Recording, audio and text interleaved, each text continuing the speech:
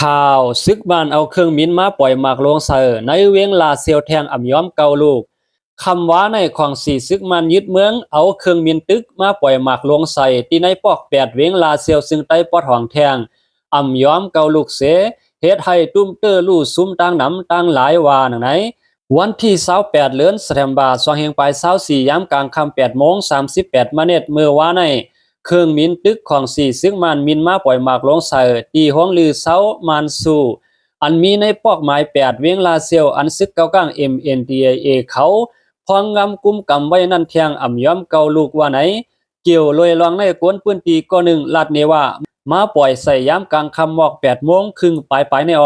ปล่อยใส่เสื้อเฮิรนเติกอุดแหลงหิมห้องลือเซามันสู่ปอก8มีรองตุ้มเตอร์ตั้งนำอยู่รองเตอร์กวนหมัดเจ็บในกอตักมีอ่ำห้างก้วยกายากกว่าลายก็อันว่านั่นคาเฮาอ่ำไปไล่หู้ซ้อมไล่โหย่อยมันลีคาว่าไหนนอกเสียในก็ย้ำกลางคำ9 โมงนั่นเครื่องบินมามินปั่นเนอเวียงลาเซียวแทงไล่หู้ว่าเครื่องบินตึกในกว่าปล่อยหมากลงใส่ตีวันเมหันแทง1 ลูกในคาต่อเหลียวในลองลู่ซุ่มนั่นอ่ำไปไล่หู้ซ้อมสังคาว่าไหน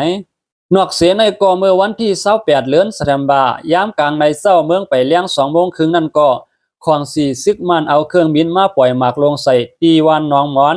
อ่ำย้อม10 ลูกมีคนชายก็1ไล่หมัดเจ็บเสียเย่าเฮ็ดให้ตีอยู่ตันเซาเฮิรนเยกวนเมืองไล่ลูกไวกว่าตั้งนำว่าไหนเมื่อวันที่27เดือนธันวาคมยามกลางในเช้า3 โมงนั่นเครื่องบินตึกซึกมันมาปล่อยหมากลงใส่ตีในกาดหลงอันมีในพวกหนึ่งแลห้องลือเซาตีอยู่ตันเซากวนเมืองอันมีเหนือเสียนตางหลงจอกตองหน้าลิ้นหมาย8เวียงลาเซียวเสมีกวนไหลลู่ตายกว่า2ก็แลหมัดเจ็บแทงตั้งน้ำว่าไหนซึกมันในก็อ่ำย่างอ่ำลือค่ะเอาเครื่องบินเมื่อปล่อยหมากใส่แทงที่เวียงลาเซียวในขณะคำว่าในขณะเพิ่นเยลูกไหวตั้งนำค่ะก็เพื่อว่าจอมซึกมันมินอ่องแหลงไรสิสั่งไว้ว่าหนังคือในปืนตีอันซึกลูกพื้นเขาก้มกำไม่นั่นเต็มมีรองนิ่มเศร้านั่นหนังคือกวนวันกวนเมืองเต็มฮัดอยู่หนังคือจุ้มลูกพื้นเขาเต็มฮัดอยู่ลีนั่นก่อนไปเอาซึกนาลินเข้าตึกในเตเลยเอา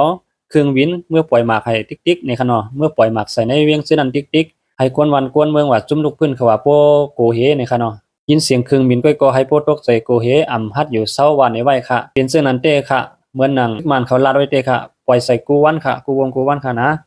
ออกค่ะในก็เป็นเงาลายดีไม่ใส่ตาพี่น้องค่ะเต้ค่ะในวันเมื่อนานนี่ค่ะยินโจมถึงข้อมูลข่าวเงาเลี้ยงคนใหม่เตรียมต่างไว้หนังในค่ะ